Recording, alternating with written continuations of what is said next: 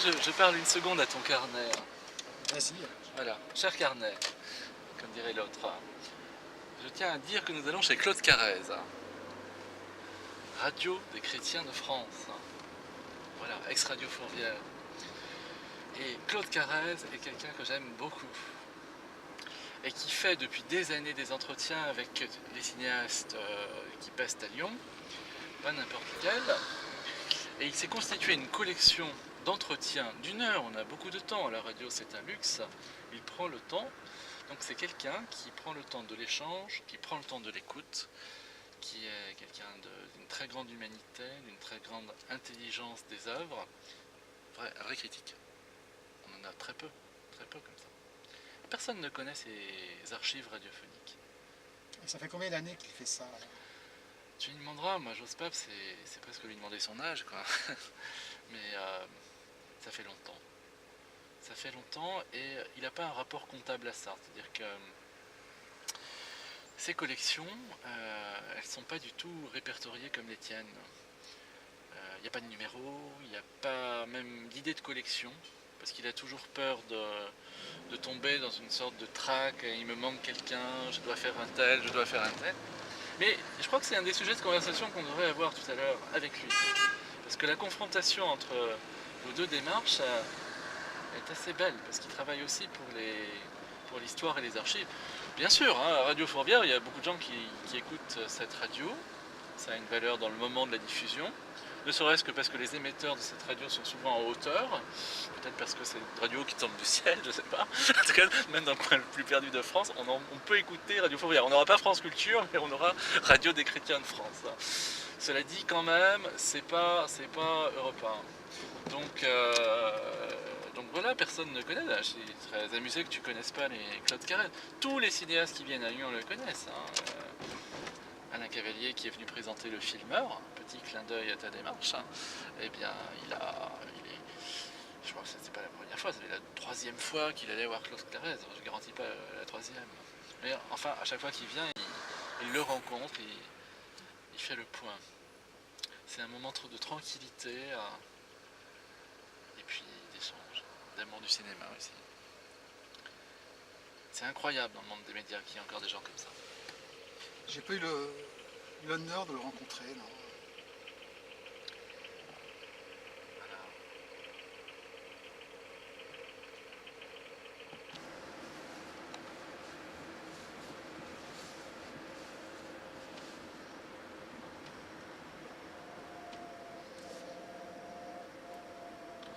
C'est parce qu'il est sur les docks ce que tu es en train de faire. Parce qu'ici en face de toi, il y avait l'ancien port de Lyon, à Saint-Georges. Gauche de la cathédrale, juste après. On va le découvrir dans un instant. Sauf qu'on ne verra pas le port de Lyon, parce que c'était à l'époque médiévale. Et ce port est devenu un parking. Et dans les fouilles, ils ont trouvé des bateaux, des grands bateaux de l'époque gallo-romaine, avec des milliers de clous dans des barques plates et larges. Ils étaient très étonnés. À gauche, tu as la grande synagogue de Lyon. Et c'est tout à fait étonnant qu'elle y cite, parce qu'on dirait une façade comme une autre. En fait, la synagogue est à l'intérieur. C'est une construction d'Abraham Hirsch, un architecte de la fin du XIXe siècle. Et par discrétion, ils ont construit la synagogue en retrait à l'arrière.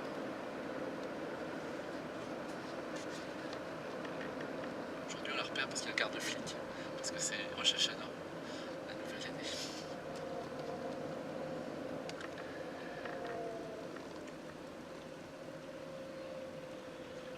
Juste aujourd'hui.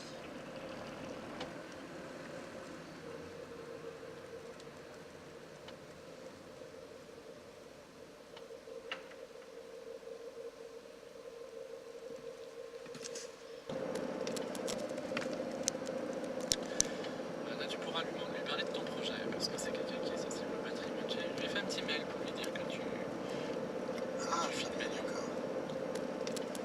Et comme on a l'avantage de montrer une petite vue de Lyon avant chaque séance,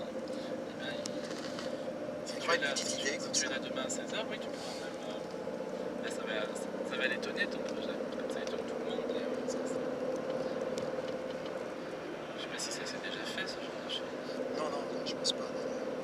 ça de façon systématique.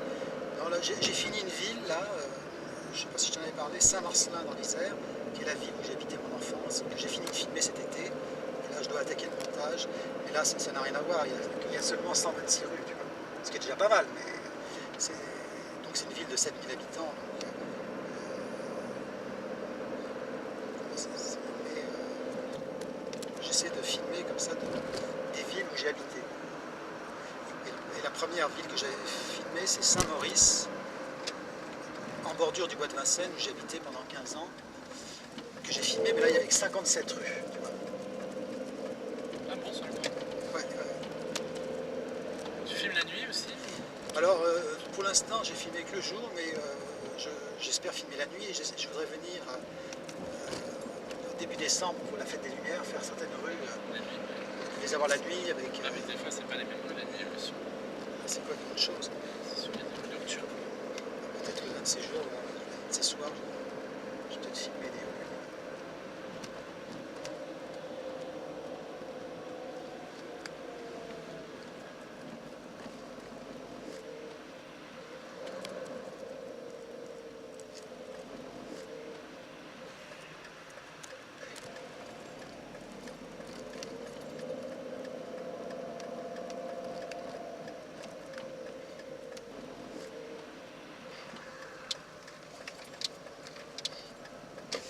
Alors depuis que j'ai cette caméra notamment, je filme toutes les émissions de radio ou de télévision que je fais, tu vois, de l'intérieur, tu vois. Donc, tu vois, c'est pas un enregistrement sonore fait par la radio. Écoute, on va profiter, on a une place là, on va marcher 5 minutes. La vérité, alors bien sûr, on paye, cinéma. Oui, mais... c'est pas gratuit, mais on l'équipe complètement. Alors j'ai bien révisé grâce à toi, tu vois. Et comment ça se fait que les terreaux te font de la place? C'est pas normal, ça. Là, comme il enregistre, tu vois. CNP terreau. Alors, Joker. dis du bien du CNP terreau. Eh bien, il y a quelqu'un que tu as dû sûrement inviter, Marc Artigot. Oh, fallait le dire. Oh, Marc Artigot. Ah, c'est lui. Voilà. Et alors? Eh bien voilà, il est aussi cinglé que nous. Et, Il a trouvé que c'était intéressant? Et voilà. Ou alors il manque de films? Je crois qu'il a énormément de mal à trouver de la place pour nous. Enfin, c'est incroyable, c'est un défi de nous mettre. Ça c'est sérieux là. Je me dis mais comment fait-il? Il n'y a qu'un cinglé comme Artigot. Oui. Alors, je voudrais préciser que Artigot... Non, c'est ici que ça cause, c'est pas là-bas. Artigot m'a programmé plusieurs fois à l'époque dans le cinéma, Ah à ouais, Place monsieur, Saint-Polycarpe. c'est un grand monsieur. Ah oui, Ah, quand j'ai il était presque là-bas. pas C'est mal un de grand films, monsieur oui. du cinéma Oh là là. et qui a une générosité folle Ah bah oui. et qui est capable de dire c'est important. Il faut que ces petits films ils accèdent à l'écran. On lui doit beaucoup. Ah bah tu fais bien. Même si tu n'avais pas été filmé, tu l'aurais dit. Mais c'est la vérité. Mais Tu l'aurais dit même s'il ne filme pas. c'est la vérité. La Alors bien sûr, on personnalité paye, du cinéma. Oui, mais... c'est pas gratuit, mais on l'équipe complètement. C'est une horreur. Il avait même fait une absolument pas fait pour ça, rétrospective mais, des cinématons en 1985 dans sa salle. Bah, c'est pas là qu'on s'est vu quand même. Non, mais là on entre dans des choses 85. qui sont des réalités économiques. Il y a un tel encombrement au niveau des sorties de films que Ça, oui. sacrifier la grande salle des terreaux pour faire de la place à ces petits Chapeau. films, Ouais. c'est un acte militant. Voilà. Bah, ça valait le coup de filmer ça, franchement. Hein. Merci Marc Artigot. Je veux lui exprimer ma gratitude. Et bientôt, ces gens-là, il n'y en aura plus dans les cinémas. Eh oui. C'est ce qu'on dit malheureusement. C'est la chronique. Mais Ah, Joël, accroche-toi toi aussi. il faut s'accrocher. Voilà, d'un Mort annoncé. fin de cycle. Grave. Mais on aura...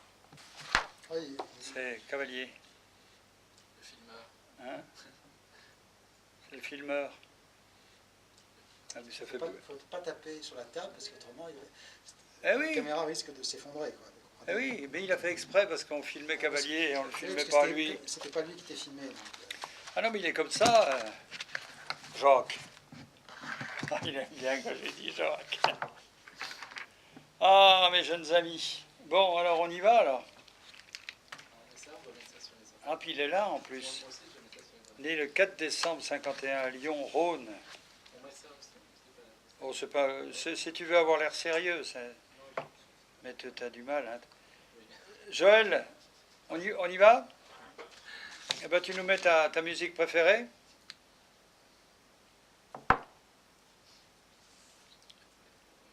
Voilà, c'est les minutes qui prend un peu avant, pour montrer que je suis moins sobre que j'en donnerai l'impression après.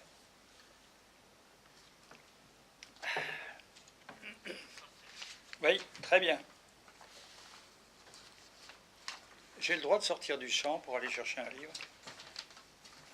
Alors là, tous les droits. Tous les droits. Ah bah c'est vrai qu'avec lui, on a tous les droits. En général.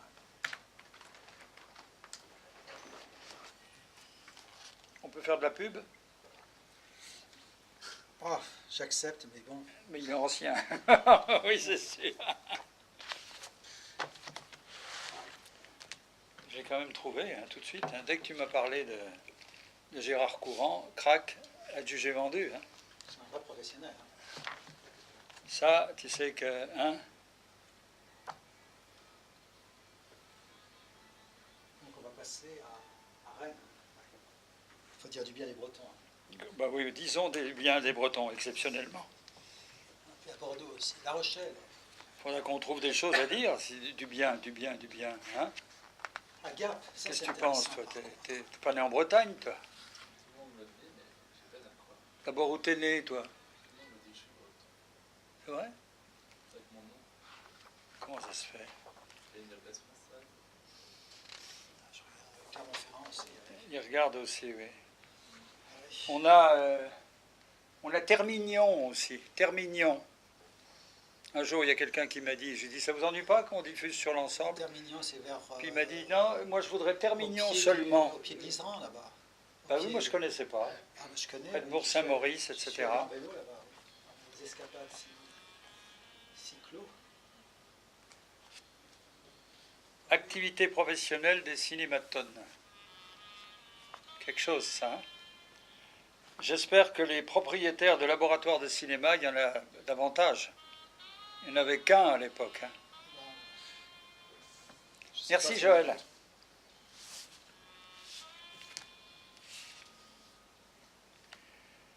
Alors ce soir sur RCF, quelqu'un qui... Quoi? Qui ne filme pas n'est pas lyonnais. Qui est-ce qui a marqué ce truc-là? Oh là là là là. Gérard Courant, bonsoir. Bonsoir. On lui dit bonsoir, il répond pas. Ah non, mais je ne comprenais pas cette formule. Qui ne filme pas n'est N'est pas lyonnais. Ah oui, il faut être quand même... Ben, oui, mais pour quelqu'un qui est né à Lyon, ne pas connaître cette formule-là, Jacques Gerstenkorn, bonsoir. Qui c'est qui a trouvé cette idée géniale de qui ne filme pas n'est pas lyonnais? L'Olympique lyonnais, c'est le slogan de l'Olympique lyonnais. Qui ne saute pas n'est pas lyonnais. Ah, d'accord. Voilà. Oui, ah heureusement que je suis lyonnais alors. Puis heureusement qu'on est là pour lui expliquer des trucs. Hein. Hein? C'est bien comme émission, hein? C'est le monde à l'envers, mon bon monsieur. Alors Gérard Courant, j'ai là un livre qui date déjà, sans vouloir vous vieillir. En effet. Alors j'espère que je vais avoir la date. 1989, chez Henri Verrier. Alors là, qui est un éditeur qui n'existe plus depuis longtemps. Cinématon, préface de Dominique Noguez. 10 ans de tournage. Alors là, maintenant, il y en a beaucoup plus. Hein. Il a commencé tout petit. Hein. Et 1000 portraits, 70 heures. Et on nous dit le film le plus long de l'histoire du cinéma. Ah, mais ça, et cet homme persiste et signe. Oui, bah là, maintenant, il y a 16 années de plus de tournage et pas loin d'une centaine d'heures de plus. Oui. Alors quand on dit de plus, et quand on dit de tournage, et quand on dit cinématon, là, pour les rares auditeurs qui ne sauraient pas ce que ça veut dire. Ah, les très rares auditeurs. Oui, cinématon, c'est une aventure cinématographique, on peut dire ça comme ça. Je dirais presque une des dernières aventures cinématographiques qui a commencé au début de l'année 1978 et qui a consisté à filmer toutes sortes de personnes du milieu artistique, c'est-à-dire des peintres, des écrivains, des cinéastes, des comédiens, beaucoup de gens de cinéma. Et toutes ces personnes que je filme donc depuis 1978 sont toutes filmées selon des règles identiques. Et ces règles, alors je vais vous les donner en quelques secondes, c'est un plan fixe, muet, c'est du cinéma muet, c'est un gros plan, si vous voulez, c'est un peu la transposition de la photo d'identité en cinéma, cinématon, et la personne qui est filmée est entièrement libre de faire ce qu'elle veut devant la caméra. Alors, c'est encore plus gênant. Hein. Le supplice Non. combien de temps? Alors, je disais de Philippe Solers à Louis Calafert, écrivain lyonnais, Oui. à Wim Wenders, à Godard, à je sais pas, Richard Boringer, Joseph Losey, Jacques Monory, toutes sortes de gens comme ça, d'artistes, et parmi lesquels certains sont des gens qui m'impressionnent beaucoup. Et voilà, ils sont passés comme ça au fil des années devant ma caméra. Et, ils acceptent tous. En général, à part de très rares exceptions près, comme Eric Romer par exemple. Il n'a pas voulu. Mais lui, il refusait systématiquement toutes les propositions, aussi bien pour le cinéma que pour la télévision. Chris Marker? Chris Marker, pareil, c'est quelqu'un qui refuse d'être filmé systématiquement. C'est impossible. Même de dos, même de dos.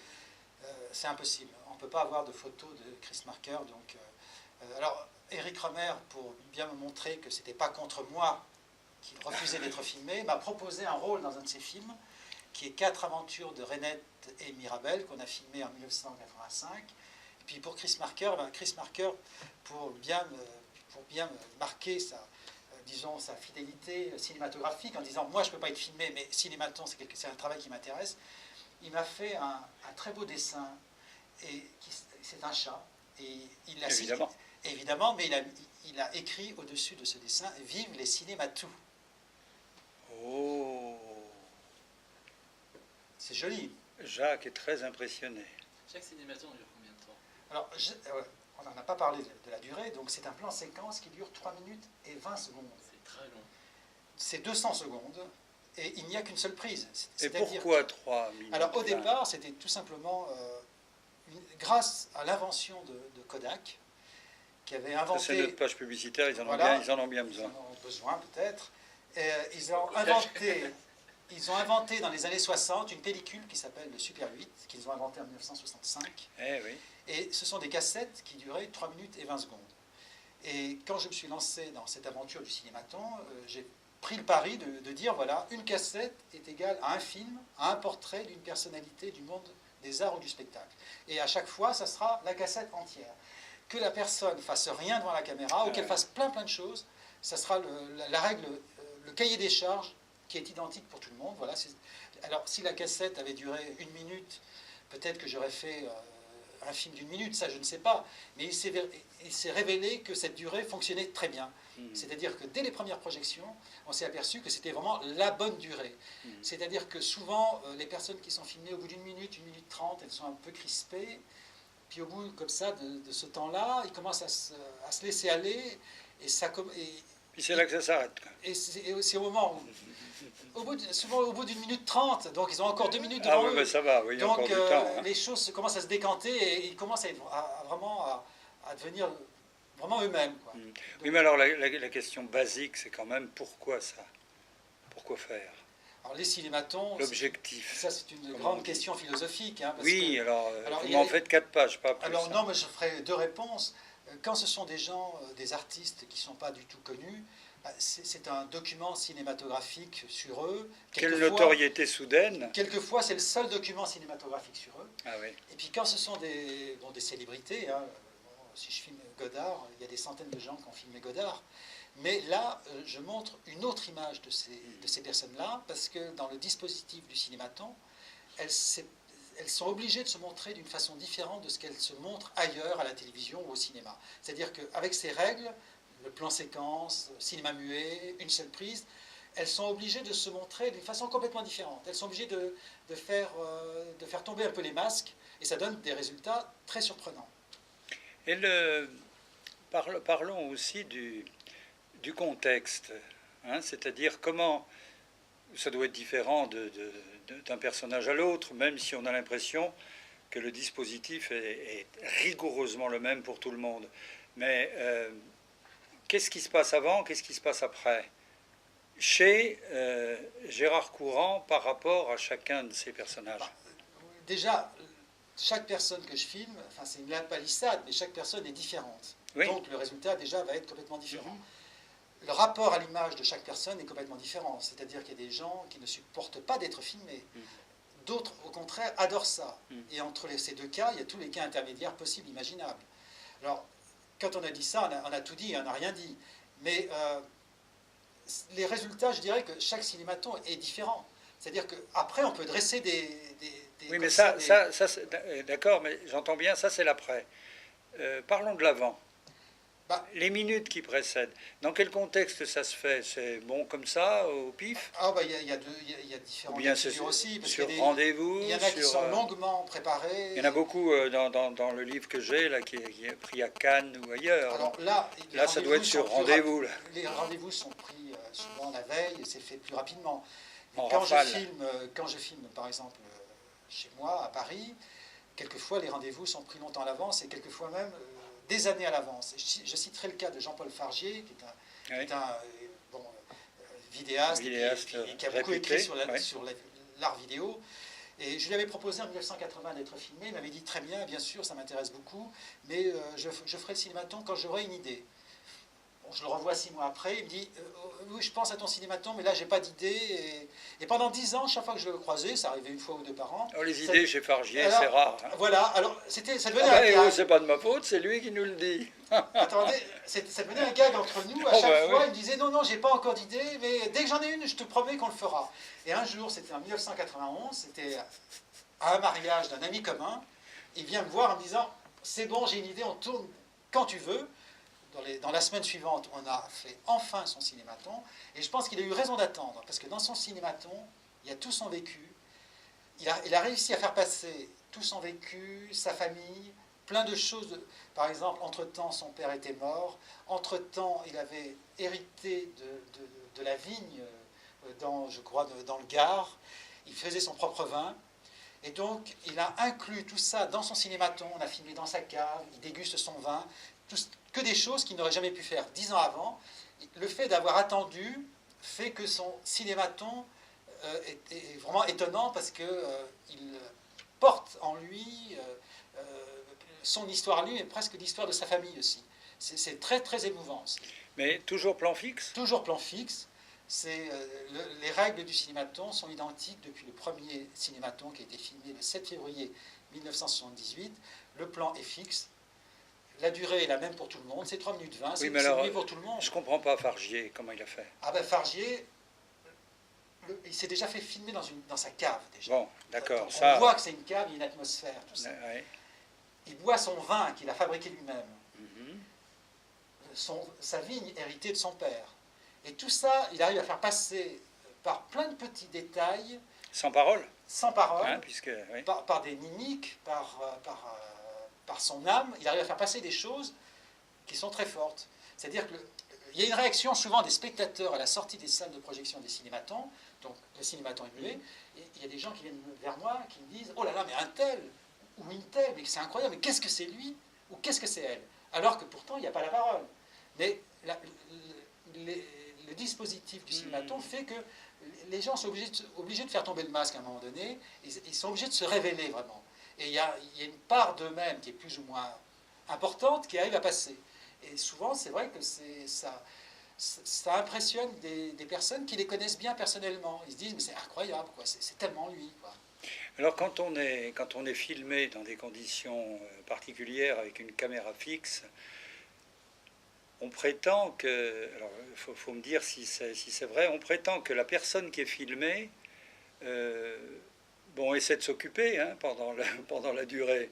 Là, nous, on cause. C'est pas pareil, mais quand même. Ah, là, vous êtes filmé en ce moment. Oui, mais on cause. C'est pas pareil. Il y a la parole. Alors, je pense que s'il n'y a pas la parole... Ah, ben c'est là que ça devient, à mon avis, intéressant, parce que dans nos sociétés occidentales, c'est vrai qu'on dit toujours le moyen de communication premier, c'est la parole. Bon. Le cinématon prouve le contraire. C'est-à-dire que... même sans parole, on peut arriver à faire passer plein de choses de soi-même. Et le but du cinématon, d'une certaine façon, c'est d'arriver à ce que la personne qui est filmée soit le plus elle-même. Et plus un cinématon est réussi, et plus la personne qui est filmée fait passer le plus de choses d'elle-même. Et donc, souvent, on me pose la question, qu'est-ce qu'un cinématon réussi? Alors, il y a des personnes qui me disent, oui, mais c'est quand la personne a fait quelque chose de très drôle, elle a inventé un scénario, tout ça. Mais je dis, pas du tout. Quelquefois, il y a des personnes devant la caméra qui ne font rien et qui arrivent à faire passer une force d'eux-mêmes extraordinaire. Alors qu'à contrario, il y a des personnes qui ont mis au point un tout petit scénario, qu'ils ont travaillé à l'avance, qu'ils ont vraiment calculé, et puis comme ça, qui tombe complètement à plat. Et d'ailleurs, c'est au moment où il tombe à plat le scénario que la personne devient intéressante. Parce qu'à ce moment-là, elle a plus son petit scénario, et là, elle redevient elle-même, et là, c'est là que ça devient intéressant. Alors là, ça fait un moment que je ne parle plus, donc j'ai été filmé sans parler. Mais là, c'est pas le cinématon. On a l'impression quand même que les gens qui sont filmés pensent à leurs yeux et oublient la bouche.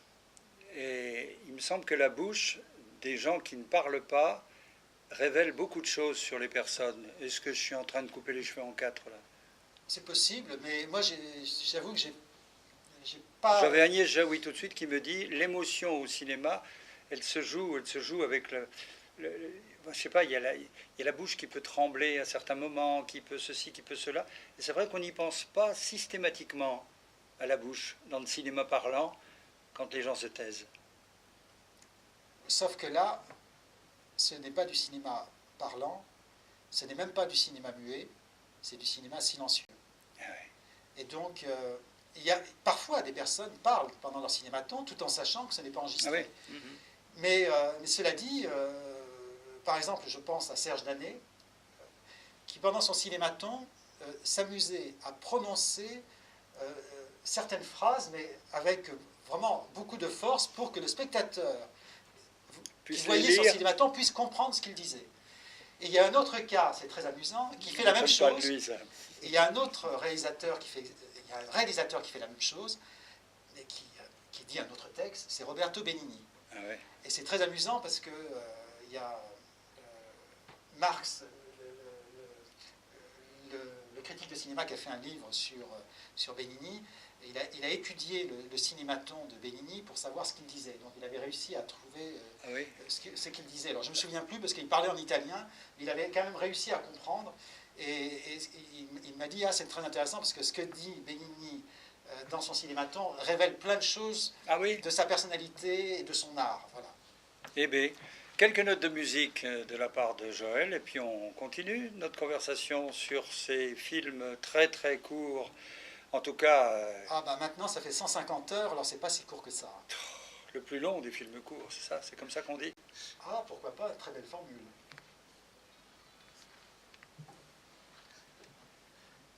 Qui était écroulé. Qu'est-ce qu'ils vont dire à La Rochelle ça y est. Oh là là. Joël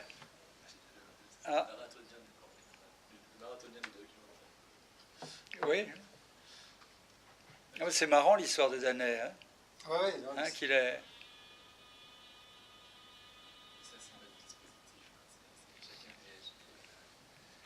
Et Fargier, oui, qu'il est... c'est étonnant, Fargier, parce que moi je croyais que je le filmerais jamais. À chaque fois, c'était un gag entre nous. Systématiquement, je lui demandais, quand je le voyais... Ah, puis ça pouvait devenir systématique, son refus. Je disais, ça c'est un jeu entre nous, comme ça va durer. Ouais. Et puis en fait, tout arrive. Et en fait, il a eu raison d'attendre, parce que je pense que c'est plus intéressant ce qu'il a fait là que ce qu'il aurait fait en 80. Je m'avance peut-être, on ne peut pas savoir. Le vin.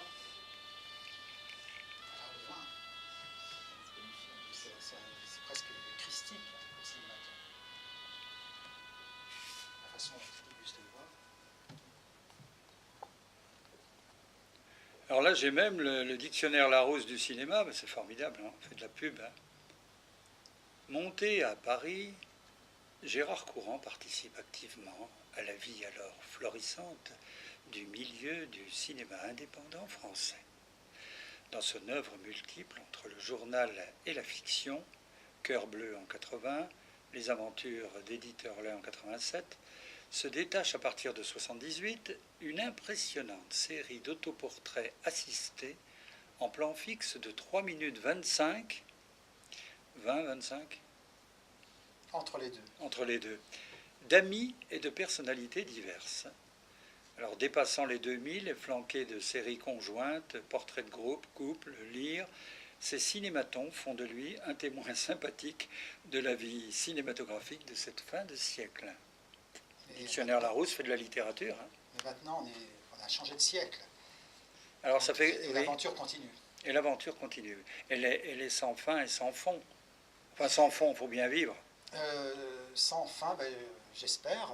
Pour l'instant, je suis toujours en train de filmer, donc ce serait inquiétant pour moi si je m'arrêtais de filmer. Quels sont exactement, ce qui est racontable, hein, mais comme c'est une démarche indiscrète par rapport au personnage, on peut l'être avec l'auteur. Quels sont 3 ou 4 moments où vous ne filmez pas? Non, mais je filme, j'ai l'impression de ne pas beaucoup filmer. Bon, ça c'est une impression. Ah oui, mais justement, c'est que si j'avais l'impression de beaucoup filmer, peut-être que je ne filmerais plus. C'est parce que j'ai cette impression de ne pas beaucoup filmer que j'ai envie de filmer. Et ça peut paraître bizarre, mais je ressens ça.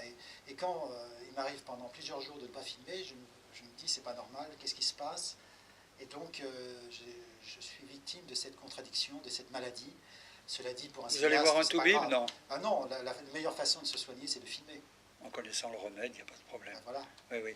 Bon, mais ce n'est pas la réponse quand même à ma question. Quels sont les...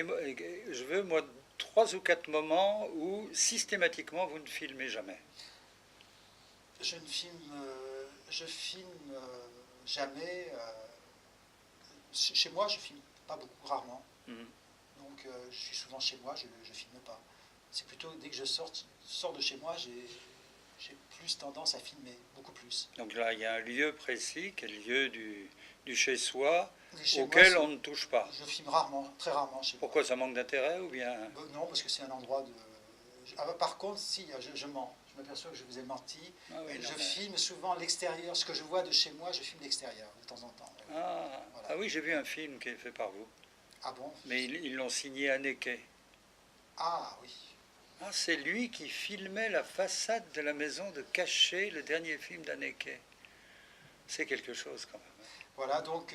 Bon, ça y est, il a avoué. Voilà, j'ai avoué. Bon, alors, un lieu, donc, qui est... D'accord. Et puis des moments de la vie, non? En dehors de... Mais j'ai vraiment, sincèrement, c'est vraiment sans prétention, j'ai pas l'impression de beaucoup filmer. C'est-à-dire que je connais beaucoup de gens, de cinéastes, qui filment peut-être plus que moi, mais simplement, eux, ils vont conserver que très peu d'images de ce qu'ils ont filmé. Ils vont peut-être conserver que 2 ou 3% de ce qu'ils ont filmé. Alors que ce que je filme, la plus grande partie, bon, pour les cinématons, les 100% sont conservés. Et pour d'autres films, j'ai fait d'autres films, des longs métrages, où par exemple, il y avait très peu de chutes. Et donc, j'ai pas l'impression de filmer énormément, mais simplement, je filme utile. C'est-à-dire qu'il n'y a pas beaucoup de choses qui vont à la poubelle. Donc vous conservez énormément. Voilà. Et en tant que dans le fond, vous êtes avant tout un conservateur. Et très économe aussi. Économe, oui. Et oui, parce que le cinéma, ça coûte cher, et quand on fait du cinéma souvent de façon indépendante, il faut faire très attention de filmer, et en sachant que ça va être conservé. C'est pas comme la littérature, on peut noircir des pages, les mettre au panier. Là, quand on fait du cinéma de façon indépendante, c'est très difficile de se dire tiens, je vais filmer 1 heure comme ça de film, et puis si c'est pas bien, je le jette à la poubelle. Non, ça, j'ai jamais pu travailler de cette façon-là. Je préfère ne pas filmer, réfléchir, prendre des notes, et puis quand j'ai des idées bien claires, de filmer. Alors on a compris que c'était quand même un travail à temps plein. Oui, Jacques, Gaston-Comme. Oui, c'est parce que cette démarche de tenir un journal filmé... Aussi, parce qu'on n'en a pas parlé encore. Non, pas encore, non. Mais s'interroger sur qu'est-ce qu'il filme, à partir de quel moment il arrête de filmer, c'est effectivement aller du côté de son journal filmé, pas de la collection, mais plutôt du journal et du glennage. On ne peut aujourd'hui que penser à Cavalier et au filmeur. On se dit voilà un filmeur. Et Cavalier, lui, son défi personnel, c'est de faire reculer les limites de ce qu'il ne peut pas filmer. Donc je reposerai bien la question de Claude autrement, en disant dans ton journal, est-ce qu'il y a des choses justement qui te mettent face à des limites du montrable, du filmable? Et le fait de tenir un journal, est-ce que ça t'incite de plus en plus à oser filmer des choses qui seraient de l'ordre de l'intime? Voilà. Alors, mon journal, je ne l'appelle pas un journal, je l'appelle des carnets filmés. Ce qui est très différent, ça tient plus d'un carnet de notes où j'ai pris le titre un peu dans l'esprit d'un écrivain que j'aime beaucoup, écrivain lyonnais, dont j'ai cité le nom tout à l'heure, Louis Calafert, qui tenait des carnets. Et donc les carnets, c'est des carnets de notes, c'est-à-dire que c'est aussi bien des essais pour une nouvelle caméra que j'ai acheté, des essais pour une nouvelle pellicule, des repérages pour un film.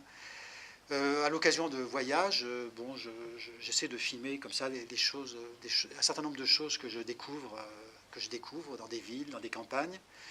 Ça peut être aussi, par exemple, des films ratés qui peuvent s'intégrer là-dedans. C'est un peu comme des esquisses pour un dessinateur. Ce sont des fois des essais. Donc, ce n'est pas ce qu'on appelle un journal intime. C'est-à-dire que c'est un autre statut. Et, comment dire, j'ai du recul par rapport à ce travail des carnets. C'est des carnets de notes, quoi, tout simplement. Des carnets de notes filmés. Mais Jacques pourrait reposer sa question, comme j'ai essayé de le faire tout à l'heure quand même. Est-ce qu'il y a une limite de l'infilmable à ne pas dépasser? Franchement, je ne sais pas. Vous parlez en général ou dans les carnets filmés ou, en général, dans la démarche de courant. Ah ben, en général, moi, il n'y a pas de limite. Non, non. Non. À partir du moment où dans les... En principe, mais en réalité. Non, à partir du moment où 80% des films... Non, mais les 80% des films, je les autoproduis. Donc dans ces films-là, il n'y a pas de limite. Par contre, dans un certain nombre d'autres films qui sont produits par des producteurs, là, c'est dans un autre cadre. Ce sont des films qui sont très différents. Donc là, il y a un certain nombre de limites. N'importe comment on travaille sur un scénario, c'est complètement différent.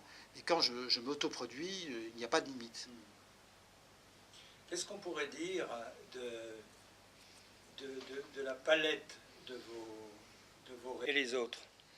Dans les autres, moi je dirais que c'est avant tout un travail de recherche. Alors il y a des films qui relèvent plutôt de la fiction, mais les gens de la fiction disent que c'est pas de la fiction. J'ai des films qui relèvent plutôt du cinéma expérimental, mais les purs et durs du cinéma expérimental disent que c'est pas du cinéma expérimental. Et puis j'ai aussi des films qui relèvent du documentaire, qui sont filmés dans un cadre d'aide financière du CNC documentaire, mais souvent les gens du documentaire estiment que ce n'est pas du documentaire. C'est-à-dire que je suis un peu un inclassable. Souvent, et de plus en plus souvent, les journalistes disent « Ah, Gérard Courant, l'inclassable du cinéma français ». Ça y est, tout a été dit, et il a été classé comme ça. Voilà, donc, bon... Ouais. Et alors, vous le sentez comment? Eh ben, c'est quelque chose dont je n'avais pas du tout conscience au départ, et puis je m'aperçois de plus en plus que ceux qui disent ça ont sans doute raison. Et en même temps, je suis très heureux d'être un inclassable, parce qu'il n'y a rien de pire que d'être classé, donc... Portraitiste. Oui, mais c'est pas seulement, donc je sais, bon, voilà. Autre chose, vas-y. Non, voilà, et l'autoportrait, oui, oui. Alors, j'ai la chance de vous rencontrer, Gérard Courant, à l'occasion de... Vous venez souvent à Lyon, puisque vous êtes lyonnais. Oui, mais on s'est déjà rencontrés, je crois, il y a quelques années. Oui, mais il me semble que c'était à Valence, hein, mais il y a longtemps. Valence en France. Valence en France, oui. Nos amis valentinois, il se fait beaucoup de choses autour du cinéma. Et là, donc, c'est à l'occasion de Docquencourt. Alors, il faut nous en parler de Docquencourt. C'est quoi Docquencourt, Jacques Gesternkorn, qui en est la cheville ouvrière? Docquencourt, il y a de beaux documentaires courts. Donc, j'avais pas remarqué. Ce sont des films que personne ne voit. Ils ne trouvent pas de place nulle part, sur aucun écran, ni à la télévision. Pourtant, c'est pratique, ils sont courts. Ni dans les salles. Justement, ils ne sont pas formatés, ils n'entrent pas dans les cases, ils n'entrent pas dans les grilles. Alors déjà, pour les télévisions, pour prohibitif, hein, c'est pas possible. Et puis pour les salles, c'est parce que simplement on a viré le court-métrage. Bon, ça fait longtemps ça déjà. Alors, Ils font moins de 40 minutes, c'est ça? Oui. C'est une règle draconienne? Non, c'est une règle parce qu'il faut un arbitraire, quoi, pour une compétition. Mais aussi parce que la notion de durée pour un film documentaire, elle est différente que pour une fiction. Quand vous parlez à vos auditeurs de court-métrage, si vous dites j'ai invité un organisateur de festival de court-métrage, personne ne pense au documentaire. Court-métrage, c'est pour tout le monde de la fiction aujourd'hui, et dans tous les festivals de court-métrage, et il y en a vraiment des milliers à travers le monde, on montre 98% de fiction et 2% de films d'animation. Mais alors, le film documentaire sous sa forme courte, les petites pièces documentaires, les petites nouvelles, là, non. Je ne sais pas pourquoi. Probablement, ils ont raison parce que c'est d'abord du cinéma documentaire. Alors, en quoi est-ce intéressant de programmer ce genre de film, en plus du fait que ce n'est programmé nulle part ailleurs, qui est déjà une bonne raison? Non, mais il se passe quelque chose d'important aujourd'hui, c'est que avec la révolution numérique et les petites caméras, on n'a pas parlé d'ailleurs pour Gérard Courant du changement de support constant de ses collections, son rapport à l'outil, parce qu'il y a un très fort rapport à l'outil caméra. Mais c'est vrai que la miniaturisation, c'est une démocratisation de l'acte de filmage, donc chacun peut être cinéaste, chacun peut filmer, et on s'aperçoit paradoxalement que c'est une inflation d'images et qu'il faut du coup trier, qu'il faut se laver les yeux et qu'il faut peut-être, je sais pas, faire une retraite dans un endroit, dans un monastère où il n'y aurait plus du tout d'images. Valérie disait où les ondes n'entrent plus, on pourrait dire aujourd'hui où les images n'entrent plus, où les images du réel n'entrent plus parce qu'on en est saturé. Alors voilà, c'est ça qui est magnifique, c'est que nous on recherche des petites perles. C'est une friche artistique, on essaye de repérer dans cette friche des films qui ont un regard, qui ont un point de vue, qui tiennent la route et qui nous aident à comprendre le monde, à partager des émotions sur le monde qu'on ne trouve pas dans les gens qui filment sans point de vue. Alors Jacques, je vais peut-être te répéter, mais pourquoi dans une manifestation telle qu'on vient d'en avoir la description, pourquoi inviter Gérard Courant? On l'a fait presque trop tard, on en est qu'à notre 5e édition, mais d'abord j'ai découvert qu'il était lyonnais, le festival est à Lyon, alors oui, mais non, mais là, nul n'est prophète en son pays. Hein. Déjà, hein, bon. Voilà, mais c'est pas la bonne raison, bien sûr. D'accord. C'est effectivement... Avec Jacques, oui, les premières raisons ne sont jamais les bonnes. Il faut attendre la deuxième, la troisième, la quatrième. Oui. Il pourrait être notre parrain. Oui. Il a commencé avant tout le monde sur ses formes courtes. Et il sait mieux que quiconque les difficultés qu'il a à montrer ses films ailleurs que dans des festivals. Ça, c'est une question à lui poser. Et comment est-ce qu'on peut voir les films de Gérard Courant Je pourrais répondre. Ailleurs qu'à nos concours. Les auditeurs peuvent se précipiter dans la salle de cinéma la plus proche. Et il y a peu de chances pour qu'elle projette des films de Gérard Courant dans le circuit commercial d'exploitation classique. Alors là, il faut répondre tout de suite. Non, mais c'est au calendrier grec. Hein. Oui, non, mais c'est amusant parce que en fait, mes films passent de partout, je dirais, sauf là où il y a des films commerciaux bien formatés. Évidemment dans des festivals, mais beaucoup dans toutes sortes de lieux, des musées d'art contemporain, des cinémathèques, et puis des musées, enfin des lieux qui sont consacrés souvent aussi à la photographie, donc aux arts plastiques. Et en fait, tous les lieux, un peu entre guillemets, avec beaucoup de guillemets culturels et artistiques, en dehors des circuits commerciaux traditionnels. Et puis ça passe aussi sur les chaînes de télévision. Bon, les cinématons sont passés sur beaucoup de chaînes à travers le monde maintenant. Même récemment, la télévision nationale iranienne a programmé 22 cinématons qu'ils ont choisis. Et ils ont choisi que des cinéastes, des grands cinéastes comme Samuel Fuller, les cinématons de Godard, de Wim Wenders, de Benigni, enfin c'était très cinéphile. Et donc il y a ce créneau-là, donc il y a aussi des chaînes du câble, et donc il y a la possibilité pour montrer des films dans beaucoup d'endroits, je dirais, sauf les endroits bien formatés du cinéma commercial. Voilà, on peut dire qu'il y a un continent englouti du cinéma, qui est les formes courtes en cinéma documentaire, et ce sont des choses qui sont extrêmement rares, malgré tout. Hein. C'est des produits frais, c'est quelque chose qui est complètement méconnu.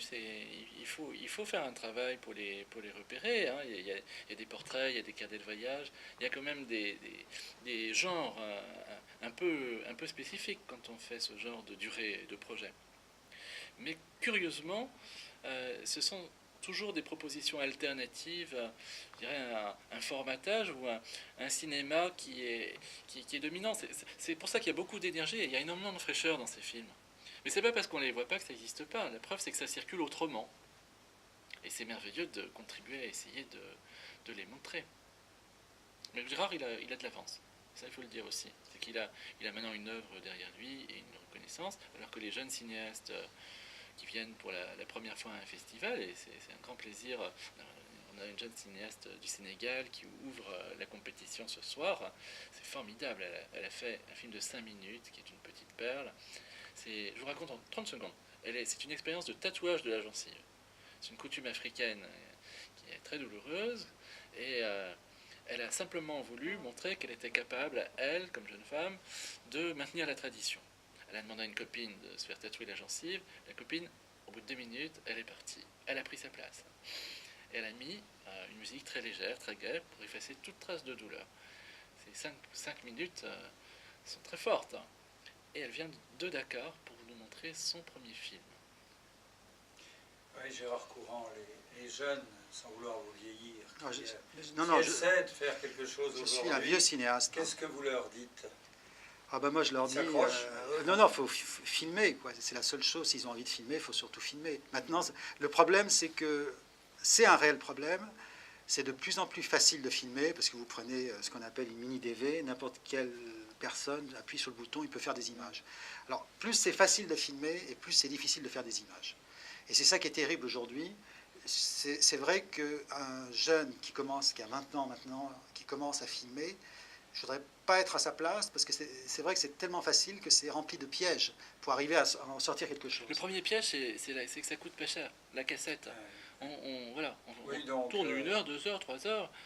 C'est très difficile de faire. Pourquoi être rigoureux, puisque dans le fond, on peut y aller au kilomètre? Parce que, voilà, c'est dur de faire court. J'ai fait des films avec une maison de production qui faisait travailler beaucoup de jeunes cinéastes, du documentaire. Et j'étais étonné par exemple, ils faisaient des films de 52 minutes, et c'était incroyable le nombre d'heures de rush qu'ils avaient. C'était des petits tournages de 2 semaines, c'était vraiment des petits budgets. Mais ils venaient avec un nombre d'heures, alors qu'ils avaient que très peu de temps pour le montage. Ils n'avaient même pas le temps de visionner tout leur rush. C'est-à-dire qu'ils n'avaient pas la rigueur au départ. C'est vrai que quand on vient du cinéma, on est obligé d'avoir une rigueur, parce que le cinéma, ça coûte cher, donc on ne peut pas filmer à tort et à travers. Donc ça, c'est une chance. Au moment de la démarche. Absolument. Et donc, c'est vraiment un piège. Et quand je voyais ces jeunes cinéastes qui avaient entre 20 et 30 ans... après, quoi, au montage. Et c'est le pire des pièges, je pense.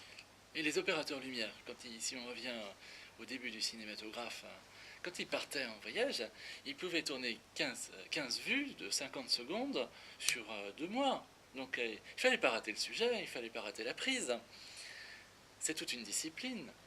Donc de la contrainte naissent quand même des œuvres fortes. Il nous reste combien? Qu'est-ce qui parle bien? Joël, il nous reste combien? Ah oui? Ah oui, qui est un inventaire filmé de toutes les rues de Lyon. Ah oui. De toutes les places, tout ça.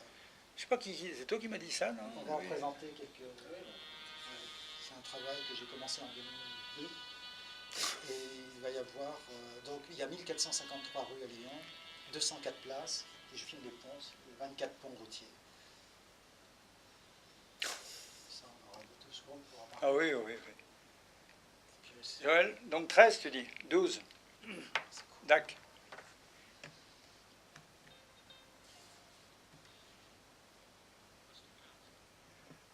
Alors notre invité ce soir, Gérard Courant, on dit inclassable, donc c'est un peu facile.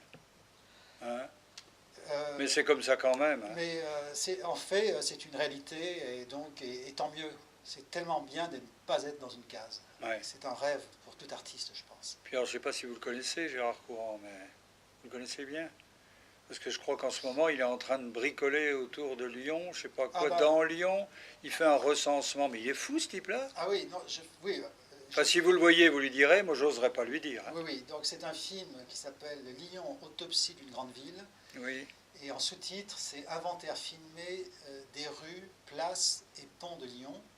C'est un film qui consiste à filmer en plan fixe, un peu comme les vues des Frères Lumière. Les 1400, En perspective. un plan fixe. Les 1453 rues de Lyon, les 204 places et squares de Lyon et les 24 ponts routiers sur la Saône et le Rhône. C'est un film qui sera en 11 parties. Il y aura pour chaque arrondissement une partie des rues, c'est-à-dire premier arrondissement des rues, donc les 9 arrondissements de Lyon, plus une partie qu'avec les places et les squares, et une partie avec les ponts.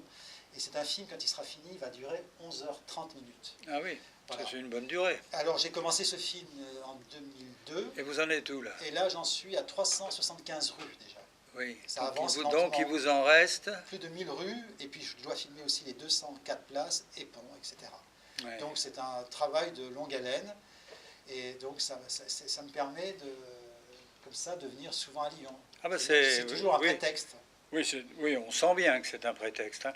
Mais quand vous filmez ce sujet-là, ou ces sujets-là, je ne sais pas comment appeler, hein, parce que chaque rue a... C'est comme vos personnages, à son âme, sa personnalité. Vous choisissez un moment, une lumière, ou bien alors, vous venez comme ça au pif? Alors déjà, je me mets au début de la rue, au début de... D'accord, donc le lieu précis, oui. Voilà, et donc je peux faire plusieurs prises, c'est-à-dire que, par exemple, je peux avoir différentes lumières, et après je ne choisirai qu'une seule prise dans le montage final. Vous pouvez en faire plusieurs. Ah oui, bien sûr.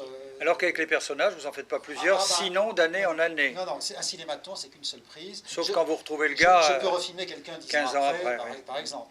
Qui n'a plus de moustache, ou qui récupère une. Qui a perdu ses cheveux. Voilà, exactement. Voilà. Donc là, c'est différent, parce que je peux être insatisfait de la vue d'une rue, au niveau de la lumière par exemple. Ouais.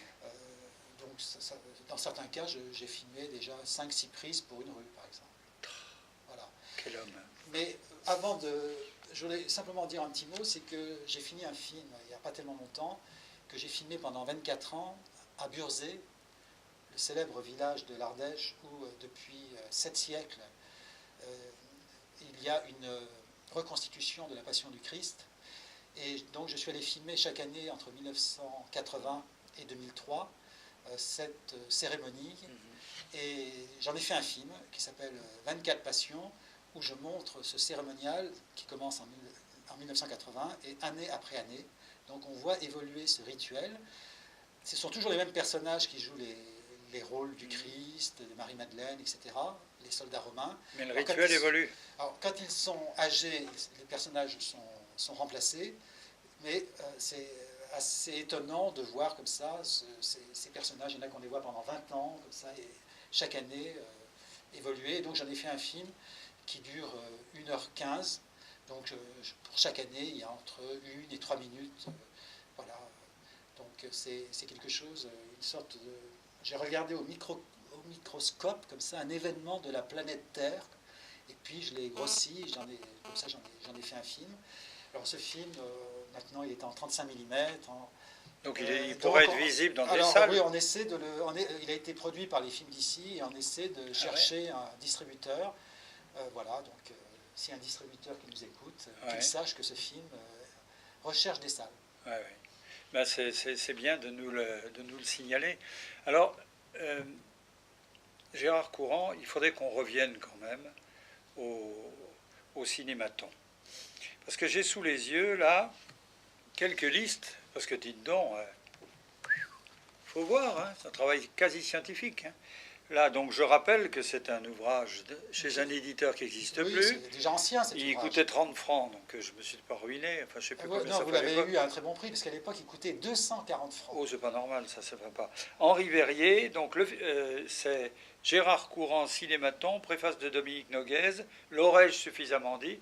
10 ans de tournage, 1000 portraits, 70 heures, le film le plus long de l'histoire du cinéma. Et maintenant, donc vous en êtes à non plus 10 ans de tournage, mais 27 ans de tournage. 27 ans de tournage. Combien de portraits? 2112 cinématons. Combien d'heures? Environ 150 heures. Eh ben, dites donc. Enfin bref. Non, mais ça c'est rien, parce qu'il y a aussi les autres séries comme Portrait de groupe, Alors, Lire, tout ça. Portrait de groupe, c'est quoi? Portrait de groupe, si vous voulez, c'est un peu la transposition de la photo de famille en cinéma. Ah oui. Et donc je filme toutes sortes de groupes. Alors ça peut être un comité de rédaction d'un journal, ça peut être les festivaliers d'un festival de cinéma, ça Oui, peut être un anniversaire, c'est un mariage. Ouais. Et j'en ai filmé 237, je crois. Donc ça fait un film qui est beaucoup plus court que le cinématon, mais qui doit faire pas loin de 17 ou 18 heures. Ils vous invitent au repas après? Ça arrive, ça arrive. Ça arrive. Bon, non, mais ça, c'est les à côté intéressants quand même. Je fais aussi une série depuis 1991, que j'ai commencé trop tard, je le regrette, c'est qui s'appelle De ma chambre d'hôtel. Et de tous les hôtels où je séjourne, je filme, je fais une bobine de film. La voie ferrée et tout. Tout ce que je vois de ma chambre d'hôtel. Ouais. Et chaque plan dure à peu près 10 secondes. Donc il y a à peu près 20 plans de 10 secondes. Et voilà. Donc En général, qu'est-ce que vous voyez? Selon les hôtels, il y a des endroits où il y a des vues idylliques. Oui, sur comme la à Lyon. mer, tout Comme ça. à Lyon. Voilà. Et puis quelquefois, on a des vues très restreintes. On a des murs en face de la fenêtre. C'est toujours intéressant. En trompe-l'œil, non? Quelquefois en Vous avez aussi le trompe-l'œil. Alors, oui, donc série. Autre série encore? Il y a aussi la série Couple, où deux personnes font ce qu'elles veulent devant la caméra. Ah, bah il y a des choses très drôles, très très drôles. Il y a aussi la série Lire. Oh, toi, tu... Il y a aussi la série Lire, qui elle, est une série sonore. Où j'ai demandé à des écrivains de lire pendant 3 minutes et 20 secondes le début de leur dernier livre publié. Et c'est très intéressant. Ce qui est suffisant en soi. C'est très intéressant parce que les auteurs ont un rapport très particulier et très différent selon... à l'oralité. Il y a des auteurs qui savent très bien lire leur texte de façon admirable, et d'autres auteurs qui lisent très mal leur texte, et qui pourtant sont de très bons écrivains. Et c'est très étonnant. C'est une sorte d'épreuve, et qui donne des résultats... surprenants. D'ailleurs, on en montre pendant le festival de Cancun, notamment celui de Philippe Solers, qui va lire Paradis 2. Il y a aussi Louis Calafert, l'écrivain. Solers, ça doit aller, non? Alors Solers, ça coule. Oui, 3 minutes 20, c'est court. Pour lui, c'est trop court. Quoi. Et Calafert... Mais Calafert, il a beaucoup de peine avec les mots. Il se bat avec les mots, et c'est pas facile pour lui de lire. Enfin. Alors, il y a une chose fondamentale dont je prends conscience en vous écoutant, c'est que le format court, c'est souvent, effectivement, dans le cadre d'une série qu'on fait un film ou un documentaire court. C'est souvent le principe, c'est des séries. Alors là, la série des séries qu'on vient d'énumérer, ça me donne franchement le vertige. Et du coup, je brûle d'envie de poser à Gérard Courant une question toute simple. Est-ce qu'il a déjà fait un film qui n'appartient pas à une série? Oui, bien sûr, j'ai fait d'autres films qui sont indépendants de mes séries, oui, bien sûr. Un prototype. Non, il y a une époque, surtout dans les premières années, où mes autres films étaient très séparés des cinématons, et même, je dirais jusqu'en 1984, mes autres films étaient plus connus que le cinématon. Et puis en 1984, il y a eu un mouvement de bascule, parce qu'il y a eu pas mal de gros articles dans la presse, et là, à ce moment-là, les cinématons, on en a plus parlé que les autres films. Et pendant des années, les autres, comme des films comme Aditya, Cœur Bleu, qui était présenté au Festival de Cannes. Aujourd'hui. Alors, est-ce que vous filmez hors des séries? Est-ce que vous ne vous sentez pas prisonnier de ce principe des séries, par son caractère trop systématique? Je pense que j'ai fait ces dernières années des films qui sont quand même indépendants des séries. Indépendant et indépendant des séries. Par exemple, j'ai eu l'occasion de faire un film qui est passé d'ailleurs il n'y a pas très longtemps sur Planète et qui a eu pas mal d'écho, qui est un film qui parle d'une autre passion que j'ai dans la vie. J'ai une passion que les gens connaissent, qui est le cinéma. J'en ai une autre, qui est le vélo. Et j'ai eu l'occasion, c'était à Paris, comme ça, un producteur m'a proposé de faire une sorte d'autobiographie de ma passion que j'ai sur le vélo. Et ça, il en est sorti un film d'1h15, où je raconte cette passion, où je rencontre d'autres fanatiques du vélo, comme Luc Moulet, le cinéaste, où je vais sur le Tour de France. Je suis une grande étape du Tour de France dans le Tour de France 1996, où moi-même, avec Alain Rioux, le critique de cinéma, nous faisons une étape de montagne du Tour de France, la fameuse étape Chambéry-les-Arcs, qui a donné le titre au film. Et là, je pense que c'est un film qui est assez indépendant des séries, bien que ce soit un film qui soit en 12 chapitres. Mais c'est quand même assez indépendant des séries. Je suis capable d'avoir quelques autres cordes à mon arc, d'être comme ça, d'avoir d'autres chemins de traverse. Eh oui, cette histoire de vélo. Hein. Alors, j'ai été interrompu là quand je fais tel dans livre. Dans ce film, il y a un Lyonnais, il y a Henri Anglade, que je Anglade, rencontre longuement dans le film. Qui a quand même été champion de France. Hein. 2 fois champion de France. Pas oublié. Et deuxième du Tour de France en 1959. Alors, dans l'ouvrage que je citais tout à l'heure et qu'on ne trouve plus, il y a évidemment tous les noms. Hein. On voit d'ailleurs le jeune homme, Gérard Courant, devant le fameux livre ses Cinématon. bobines. Et on voit activité professionnelle des cinématones. Des cinématonnés. Cinématonnés. Parce qu'à l'époque, on ne mettait pas les accents sur les majuscules. Hein. Donc je vois, le premier, c'est cinéaste 294 à l'époque. Deuxième, c'est comédien 177. À chaque fois, c'est sur 1000. À l'époque, il y avait 1000 cinémas. Voilà, critique de cinéma 99, puis artiste plasticien, puis je vais à la fin jusqu'au... Ah non, c'est même pas la fin. Si, il y en a où c'est une fois. Alors, il y a magistrat, il y a propriétaire de laboratoire de cinéma, alors, il y a voyageur, oui, mais c'est à chaque fois des gens qui ont un vétéran rapport... de la croisière jaune. Voilà, ce sont des gens qui ont un rapport à l'art. Par exemple, le magistrat, c'était Gilbert Estève, qui était le directeur de cabinet de Jack Lang dans le premier gouvernement. Ah oui, donc de c'est Jack pas Lang, totalement au hasard. Donc ils ont toujours un rapport. Par exemple, le vétéran de la croisière jaune, c'est le père de Sylvie Raymond-Lépine, qui est une poétesse assez connue, qui a publié beaucoup de livres. À chaque fois, il y a toujours un rapport Ça va, à ce milieu-là. vous êtes excusé. Alors, il y a des personnes qui sont filmées plusieurs fois. Perqué. Et il y a des gens dans la vie il y en a qui ont de la ticket. chance. Il y en a qui ont de la chance dans la vie. Ah bon? Je vois Dominique Paigny 2 fois, là, à l'époque déjà. Oui, il avait beaucoup changé. Oh oui, le look qu'il avait à l'époque, c'est plus tout à fait le même aujourd'hui. Entre le premier aujourd'hui. cinématon et le deuxième cinématon, le premier cinématon, bon, il est un cinéphile, comme beaucoup d'autres. Et puis dans le deuxième cinématon, il est une personne qui est arrivée à un certain statut, qui a des responsabilités dans le cinéma. C'est devenu un autre homme, un autre personnage, donc il méritait d'avoir un deuxième cinématon. Béatrice Roman, Mireille Perrier. Ce sont des personnes que j'aime beaucoup, et donc par le simple fait que je les aime beaucoup, c'est des personnes qui à certains moments je les ai rencontrées souvent, donc voilà. Vous les avez à nouveau Je les ai pas refilmés récemment. Non, pas récemment. Nombre de cinématons filmés par année, dites donc. Alors là, c'est la folie. Hein. En 85, et dis donc, 216. Et le record a été battu après en 1990. Ah oui, combien? Alors en 1990, si j'additionne les cinématons, j'ai dû en faire un peu plus de 300. Les portraits de groupe, les couples, les livres, j'arrive à 385 films dans l'année, c'est-à-dire plus d'un film par jour. Est-ce que c'est toujours dans les lieux de tournage par ville, Paris en tête très nettement avec Cannes en deuxième position et Trossingen en RFA en dernière position? Alors là, faut que je refasse les ça se prépare une émission. Ça se non, c'est pas ça, c'est quand il va y avoir le nouveau livre. Dans le nouveau livre, il y aura toutes les statistiques nouvelles. Ah bah oui, parce qu'il y a lieu de tournage par pays aussi. C'est la France quand même qui est nettement en tête. Hein. Et la Grèce, il n'y en avait qu'un. Ah, mais là, j'ai beaucoup progressé pour la Grèce. Oui, c'est assez sympa. Elle s'arrêtera jamais, la série. La série A. Est-ce qu'elle va s'arrêter? L'émission, elle va s'arrêter. Hein. Nul ne le sait. Bon, bah, oui, mais nous, c'est toujours en point de suspension. Hein. Alors, il y a même le classement des homonymes, parce qu'il y a Henri Alcan, bien connu, et Nadine Alcan, A-L-C-A-N. Qui était une artiste plasticienne. Ouais. Ah oui. Et puis bien d'autres. Hein. Alors, le plus jeune, c'est Basile Vaugeois, 66 jours, à l'époque. Eh bien, le record a été ensuite battu par, je crois, Louise Davio. Ah bon? Et puis la plus âgée, Mamie, 132, c'est le numéro, 93 ans à l'époque. Je pense que le record n'a pas été battu. Non, c'est pas battu? Non, je pense pas. Non, mais c'est amusant, le classement par homonyme, classement par famille.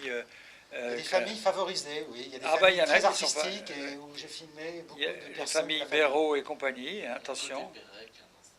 Oui, et puis quand le nombre de mètres de pellicule, les cinématons présentés à la télévision, les films sur Cinémato. Principaux lieux de présentation, bon, c'est qu'il y en a, si, ben, un certain nombre. Ah, mais ça, les cinématons circulent.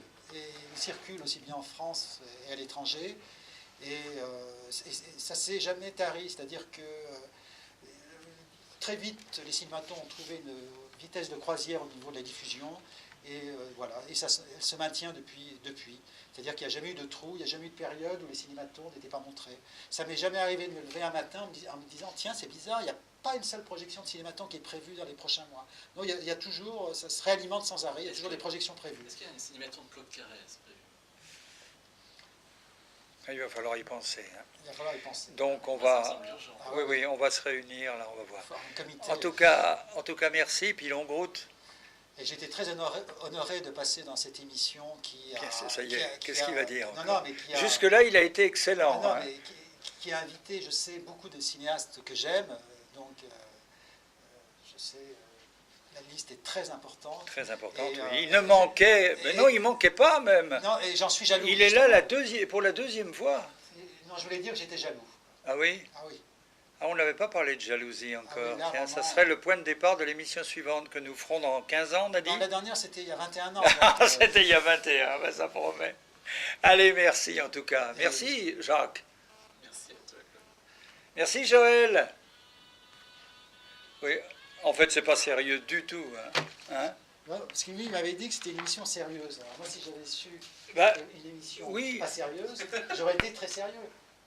Tu vois, pour remettre les choses... Faut prendre le contre-pied un peu, oui. C'est bien de prendre le contre-pied comme ça un peu, oui. Ah, c'est... C'est une belle traversée. Non, mais c'est... Oui, il faut...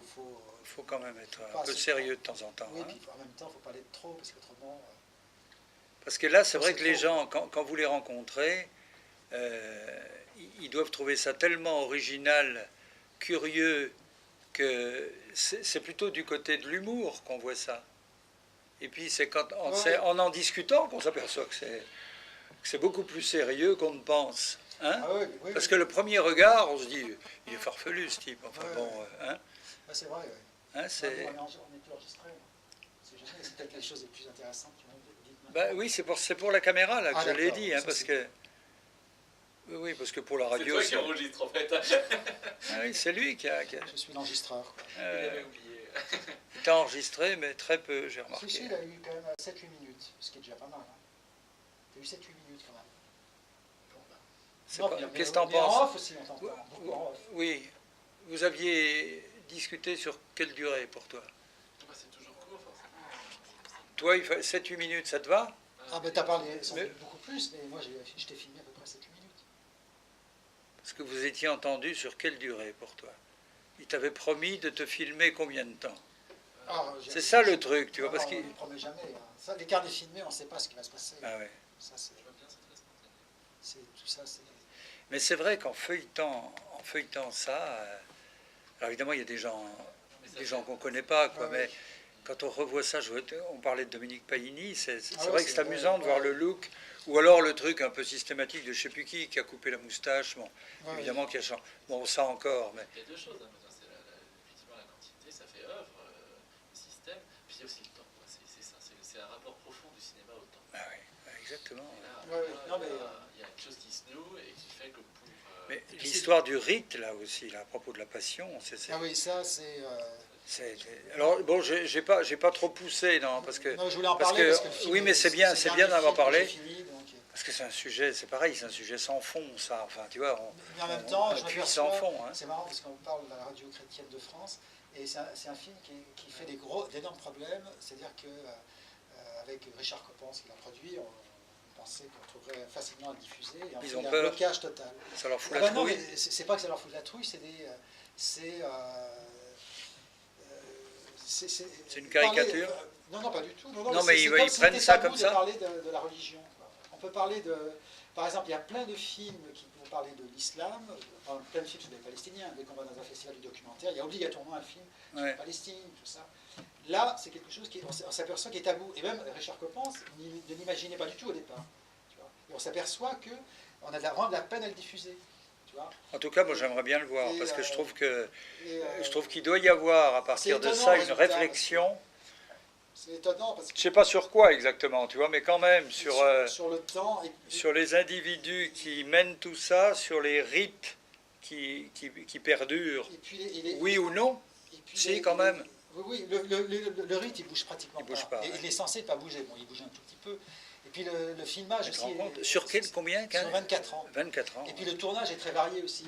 C'est-à-dire qu'il y a beaucoup de. Bon, il y a un certain nombre de plans qui se ressemblent d'une année sur l'autre, mais c'est toujours très travaillé, un peu comme de la musique répétitive, ou de la musique de Wagner, les leitmotifs, où les motifs se répètent, mais jamais de la même façon. Et là, on a fait tout un travail. J'ai travaillé avec une grande monteuse qui s'appelle Elisabeth Moulinier, qui avait travaillé avec Orson Welles, tout ça. Et on a fait un sacré boulot. Justement, je ne mets pas en avant, c'est vraiment elle m'a beaucoup apporté. Et le résultat, moi, je le trouve vraiment. Donc vraiment sur 24 ans. 24 ans. Et exactement de quelle date à quelle date? De 1980 à 2003. Ah oui. En plus sur des périodes où on peut penser que ça a évolué. Il que fait blocage ce film. On a à chaque fois. Mais il fait blocage chez des gens qui n'ont pas vu. Oui, bah oui, c'est-à-dire. C'est toujours pareil, quoi. Donc comment faire pour le faire voir? Bah, il est passé que là, ça fait plus d'un an qu'il est fini, il est passé que dans 3 festivals, par exemple. Ah ouais. Il était passé à Marseille l'année dernière. Bon, là, il a super marché. Ça vaudrait le coup d'organiser une projection, justement en visant des personnes.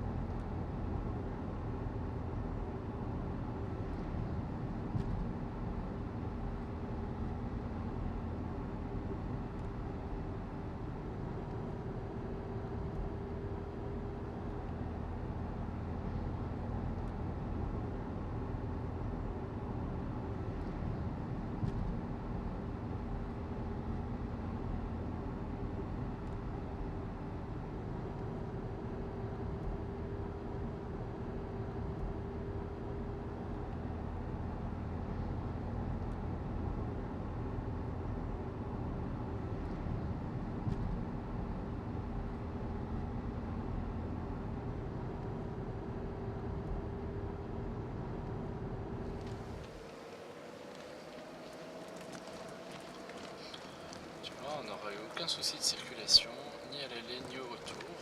Pas de stress. Ah ouais, non, mais à Lyon, c'est comme ça. Hein. À Paris, C'est toujours tu comme sais ça, qu'à mais, Paris, tu ne peux plus circuler. C'est impossible.